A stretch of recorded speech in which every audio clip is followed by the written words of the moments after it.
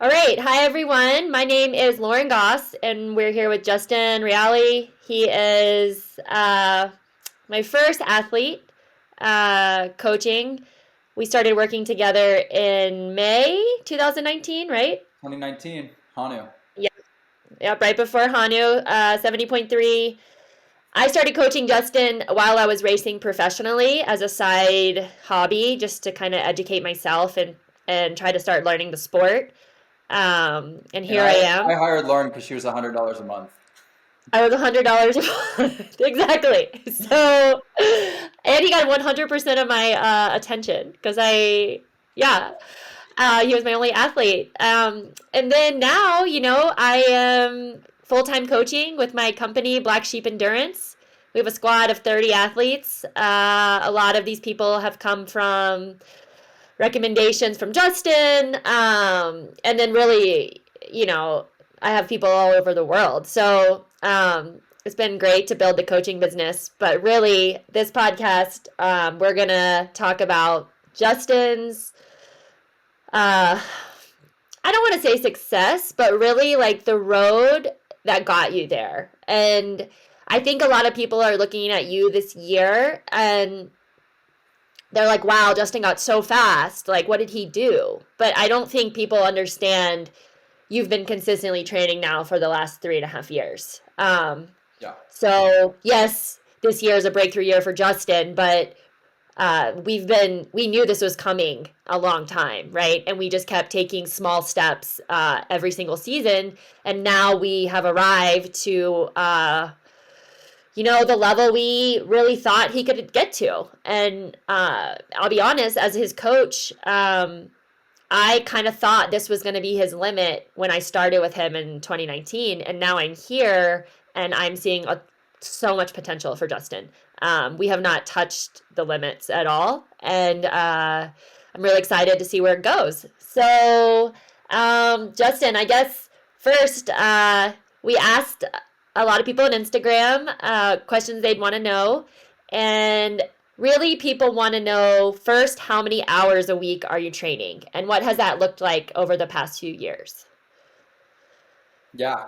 Yeah. Well, thanks for the intro, Lauren. I guess I'll first say about I never thought I would get this fast. My goals were always a few months out and, to make the podium and then to maybe win one race and then to maybe break 410 and maybe break 120. And it's sort of always been these small micro goals and it still is that. So it still kind of can't really picture where I could be next year. But it is exciting. And Santa Cruz last weekend was definitely like first time where I was like, wow, that had kind of impressed me even, where I was just like, I wasn't sure I'd ever get to that level. And obviously with your help and support and just following the program and training consistently, that's how we've gotten there. My What did hours have been, you what's do at that? Santa Cruz? What place overall were you at Santa Cruz with the pros?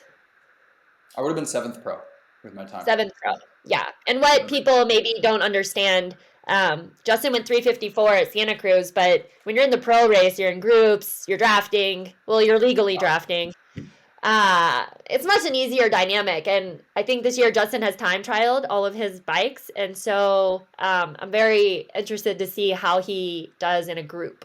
So, Yeah, I'm excited. I'm excited. And I've always been like, man, am I really ready for that? You see all these amateurs make the jump to pro, and we'll talk about that a little bit. But it was the first race where I was like, validated for me, like, yeah, I'm ready. The yeah. training volume it's been way up this year, obviously, as you know, Lauren. Like we've gone like all in, kind of, I'll say, since January when we were building for Ironman St. George and the World Championship, coming in May. So this year, we looked at the data before this call. It's been 16 hours a week on average, with like my first 20-hour week like ever, and lots of them, and lots of like 100-mile rides, and some like real big volume, multiple. I did 3 20K swim weeks in a row like a month ago, which I'd never done before. So a lot of firsts in terms of the volume that I've done. Um, but I think what's important to share is we looked at the 2020 data, and it was 9.6 hours a week, and 2021 was 11.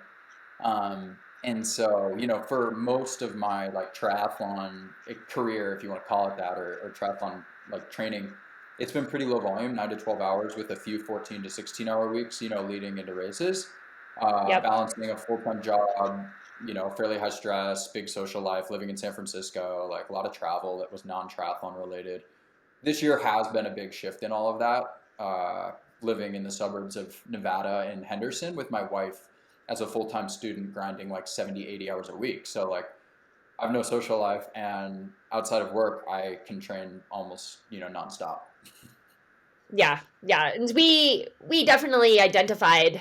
Well, first I'll go back to 2020 and 2021, and I really gave Justin a lot of credit for having that balance. I see a lot of athletes get too obsessed, and I think spending 24 hours a day thinking about your own body doesn't help anybody out, right? And I saw something special in Justin that he was able to compartmentalize the parts of his life. And when training was over, you could check out of training, right? Like Yeah, and yeah, go do something else, like with social friends or and Justin also can take a break and take off season and doesn't worry about gaining a few pounds, right? And drinking beers. And I think some people think that's maybe too loose when you're doing triathlon, but I really feel like that was a big part of your success, just finding the balance and training and other parts of life. yeah. I mean, I've always viewed it, and I would say it's only now like shifting a little bit, but at least for the last 5 years, right? I started the sport in 2017. At least for the last 5 years, like it's always just been for fun, and I've always had the mindset like, yeah, if this isn't fun, then I'm gonna quit. That's why I do it, right? Like it doesn't make me money. It's not. I'm not winning anything. I don't have paid sponsors, and like I have a lot of joys outside of triathlon. I used to do music and travel and backpack and spend time with Lauren and do all sorts of stuff. So yeah, I mean, it's always just been like a cool thing on the side for what it's worth, kind of, until the last couple of years, where of course there's months where it's my main focus, and this year has been different. I'm starting to shift and sacrifice a bit more than I was before. Like I don't go out and binge drink on the strip in Las Vegas, but a couple of years ago I probably would have been doing that a little more. Yeah. So there's that, I guess. Well, let's not fool anybody, Justin. 2 days before Santa Cruz, you had a hangover, so. That's true. That's true. That was my dad's fault. I was down at, yeah, I mean, that was stupid. But anyways, so even at 16 hours a week, you're able to perform, and I think we've really talked about the quality of training we do is quality, right? And we don't have very much filler sessions. I think our training is very intentional. We go through the whys, we go through why we're doing it, and you are a very easy athlete to coach because you understand intensity control and you're not seeking validation in training. And I feel like a lot of athletes run into that issue where we are racing and training every day. We're really in training, it should be a very moderate effort, right? Yeah. Even swimming the other day, you were like, this 110 pace feels so easy. And I'm like, just stay there, right? And we've adjusted our training rhythm from like trying to raise the ceiling to now trying to raise the floor, right? And so backing up consistent workouts week after week, no days off, extending the amount of time at intensity instead of increasing the intensity. Yeah, And 100%. and I think that shift in training for you opened a lot of doors in racing, right? And I think the more we've looked in on that, you've gotten a lot better in all three sports, for Yeah. sure.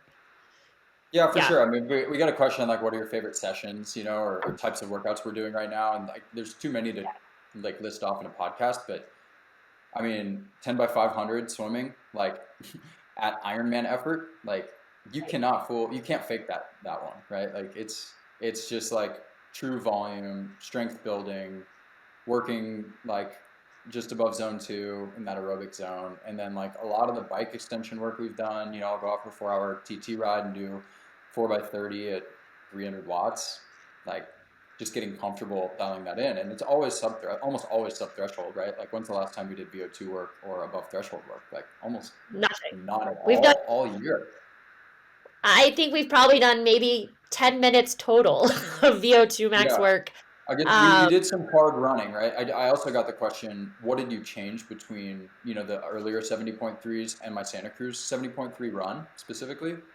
Yep. Obviously, you're a world-class runner. I mean, maybe you can even talk about like what we changed because I kind of just put my head down and followed the program. But one day I'm like, I'm sprinting a mile today. What the hell, And then it showed because I ran a 117 in Santa Cruz with a wrong turn and some hilly dirt, which is like definitely a breakthrough run for me. I pretty much always run 120.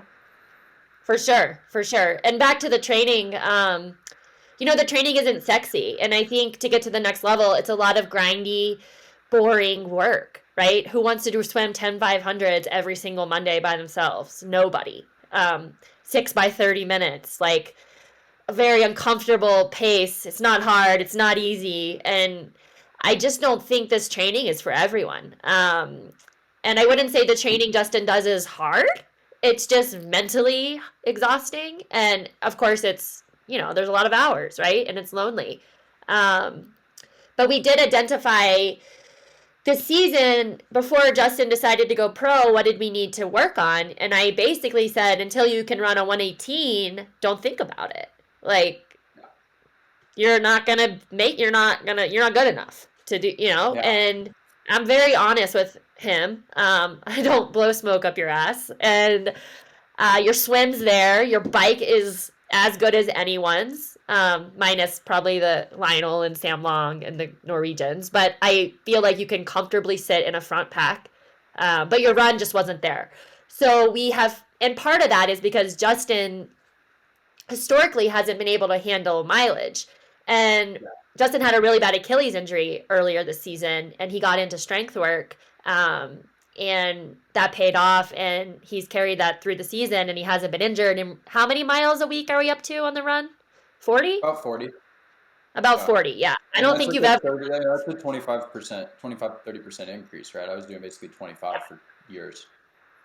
Yeah, before this year, you had never done over 25 miles. I think remember last year before Oceanside, you had averaged like 12 miles a week running.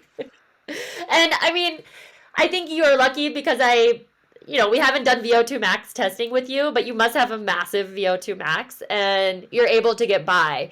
But now we're increasing the running. We've got him on the track. He worked on his speed for some turnover.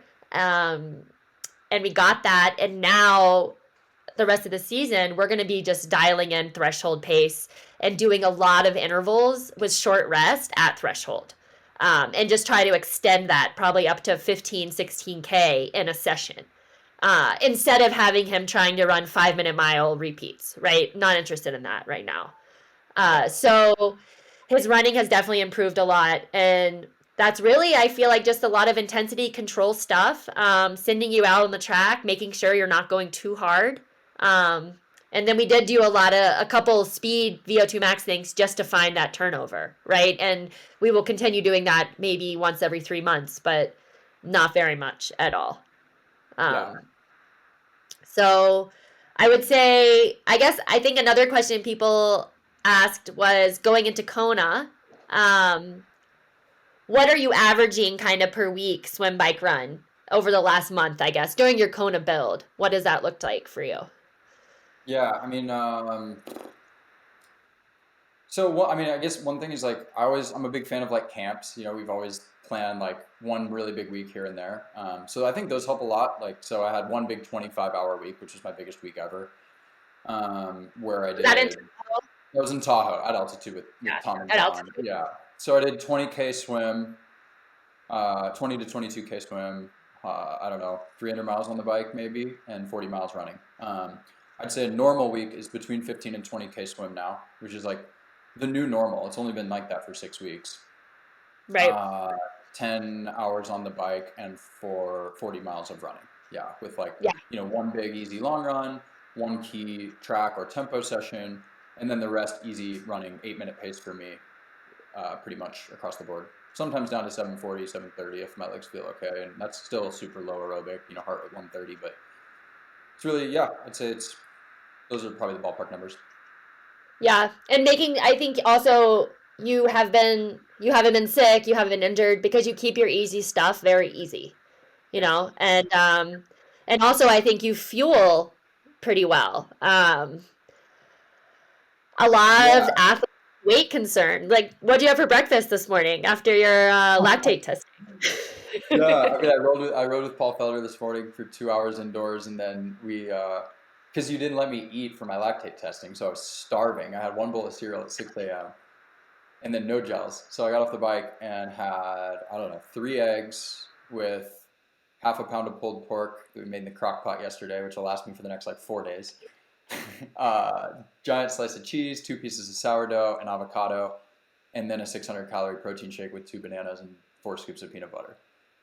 That is insane, So dude. like literally a 1,500-calorie breakfast. I haven't eaten lunch yet. It's 1:30, but that's like part of Yeah, it. Also, I like to front load my like a ton of calories post workout in the morning, and I always do a pre-workout meal of like 2 pieces of bread, banana, peanut butter, or just a bowl of cereal with a banana. Usually, I eat a ton of yeah, bananas. Banana, peanut butter, avocado. I could probably live on, yep, yep, which is like your sugar, your protein, fat, and then lunch, I'll do like a whole pizza or 2 sandwiches. Honestly, I was doing salads, but I found that anytime I just ate salad for lunch, I would just eat a bunch of shit all afternoon. A bunch of snacks, goldfish, like yeah, whatever I could just find enough. And so now I'm doing just like another 1,000-calorie lunch for sure.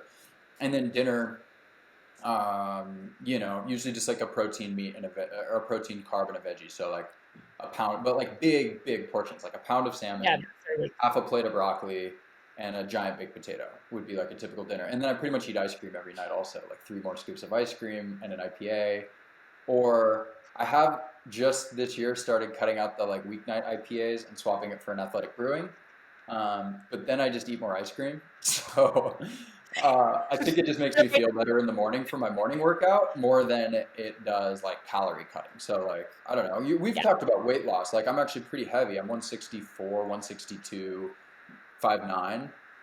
Like average triathlete weight for 5'9" would be like that's like Lionel Sanders weight, and I don't look like Lionel Sanders, right? But you have Christian Blumenfeld, who's like probably my height and 20 pounds heavier, putting out crazy power. And so I think any weight I would actually lose, I probably could lose an easy 5 pounds by cutting beer and ice cream. But my life would also suck because I wouldn't have beer and ice cream in it, Yeah. and I probably would No, just lose the watts on the bike. yeah, I mean, this works for you, and I think people should throw away the scale and just be what you be, right? Like your weight can be what it is. So what you're 164 pounds, you said? Yeah, 106. Yeah, 162 maybe. Hopefully by Kona. And what was your normalized? This is just for the geeks out there, because I know people want to Yeah, know. yeah. What was your normalized power at Santa Cruz? 308. 308. Nice. Well, y'all 308 let NP fans do the calculation. over. I'd say I'm 160 by the time I get on the bike post swim. 164 is like the post lunch weight. Yeah, yeah, yeah. Yeah. Um, but I did 325 watts for 30 minutes starting that bike ride because I had a guy on my butt, Miguel Maddox, whose timing chip didn't work and wasn't even in any of the results. So everyone thought I was out there by myself, but he was actually Yeah. right with me, and I was super impressed. I'm like, this guy's still there, like I'm hammering. So I finally put in like a 400-watt surge and dropped him. But I was worried Yeah. because I was like, I just went out harder than ever. But I'm going to need to do that in the pro field because I looked at my split through 15 miles against Lagerstrom and Tim O'Donnell, and it was still like about a minute slower through 30 minutes. Right. I couldn't believe that. I was like, oof, like I was hammering. So Yeah, but you'll be sitting in a group yeah, then, hopefully, you know. But, we'll just see. Justin, when are you going to make your pro debut? Indian Wells, I think, if Kona goes well. Indian Wells, I mean, I wish I was 70.3. in the pro field, obviously at Santa Cruz, but you can't go pro before Kona, or I'd be ineligible. So yeah, I'm gonna do it after Kona. Awesome. Awesome. And then And at least I'll need to talk about next year, but I feel like just stack up as many Pro 70.3s as I can and just start getting that experience. And maybe some of the shorter races like Escape from Alcatraz or other Olympics could be super cool if I can get into those fields. for sure. Yeah. And we'll be doing a lot of running races this fall or winter as well to get you ready Nice. uh, for that run. So I guess, you know, coming up next year is Kona. What are your goals? What are your real goals? Not your fake goals, your real goals. My real goal is to make the podium at Kona. Um, Overall or age group? age group. But that's why I have you, because you're telling me that's a soft goal for my ability, right? I know that's what's coming. Well, unfortunately, it's 2 different days, so like I really don't know how you claim an overall winner. No, I mean, hopefully the conditions on both days are the same, which is possible, but they could be a 15-mile-an-hour wind difference too, and everyone will know about it. So whatever, Yeah. everyone's going to say, oh, this, when you look at the overall amateur results, this was the difference on the days, but it's truly an age Whatever. group. It's an age group Yeah. race, right? Like that's the reality. They've made it that way because we start at 8 o'clock on Thursday after all the women. So there's a bunch of like you can make up a bunch of excuses, but the big excuse is you have to swim through 1,000 or 2,000 women, and then you have to ride through 1,000 or 2,000 women, which like makes for a totally different dynamic on the day.